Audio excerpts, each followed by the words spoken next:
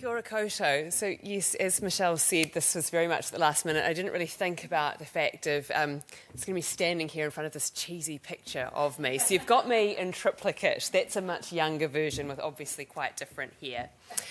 Kia ora koutou. My name is Katharine and I'm an archaeologist. And as all the speakers here have said or implied in their talks, I love my job and I think it's the best job in the world that you could have. But I think everybody who's spoken here today would say that.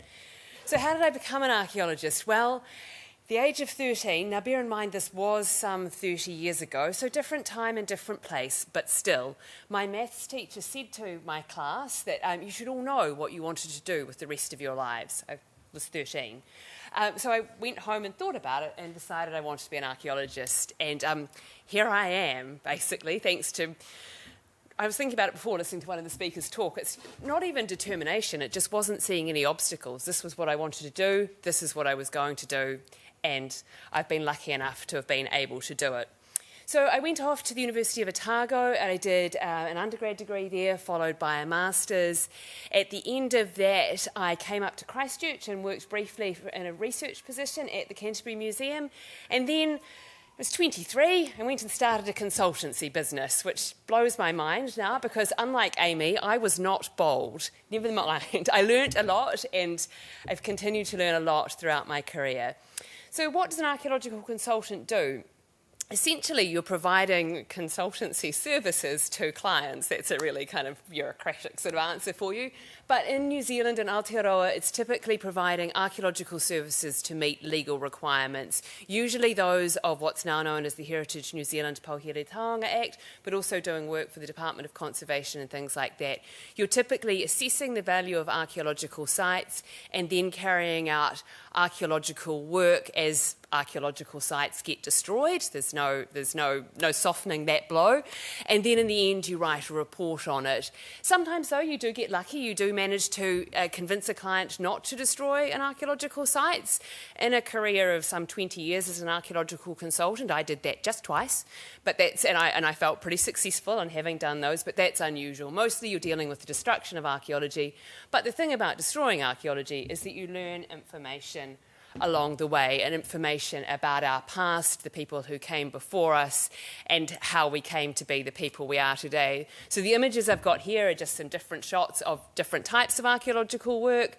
The kind of misty mountain scene is the Ball Road in Ōtautahi National Park, where the road itself was put in the 30s. Or earlier, I should know that, I wrote the report, but is now collapsing due to the glaciers shrinking, climate change essentially. We think often about the effects of climate change on archaeology on the coast, but it's affecting archaeology across the country. We've got here some colleagues of mine extracting a piece of a literal message in a bottle, I'm not making this up, that we found under a house in Avonside during the post-earthquake archaeological work. So trying to get this piece of paper out of the bottle. And it did have a message on it, but it wasn't very exciting, sadly. Anyway, it was put there in 1878. That was nice to know. Or 1882, sorry.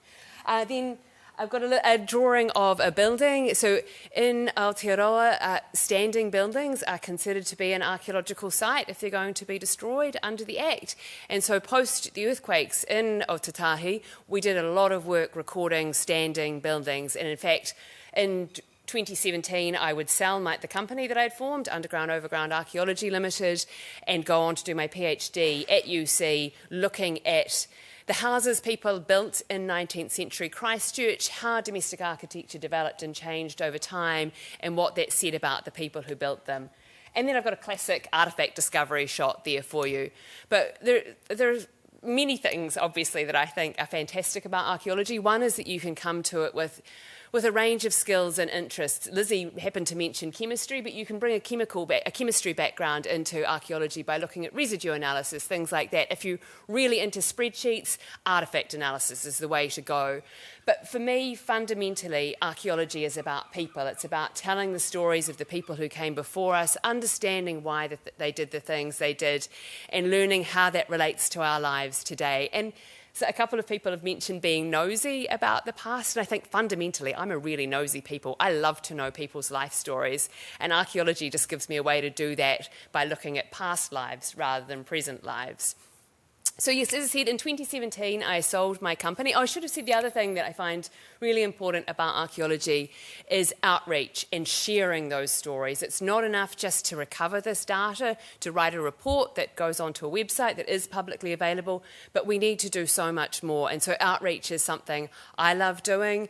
And we started that at Underground Overground with a blog and then doing social media. And again, those are skills, so you can bring communication and marketing skills to archaeology or to other parts of heritage as well. There's many different ways into archaeology, I suppose, and many different outputs or outcomes. And then to sort of realising the next step on my journey as an archaeologist, and this is one I never ever expected to take, is that now I am the director of a not-for-profit organisation called Christchurch Archaeology Project. We've set up to save, share and research the Ōtautahi Christchurch's archaeological heritage. And earlier this year, we launched the Museum of Archaeology Ōtautahi, which is an online museum of archaeological material. It's the first online archaeological museum in Aotearoa. That's not really saying a lot, but the marketers liked it.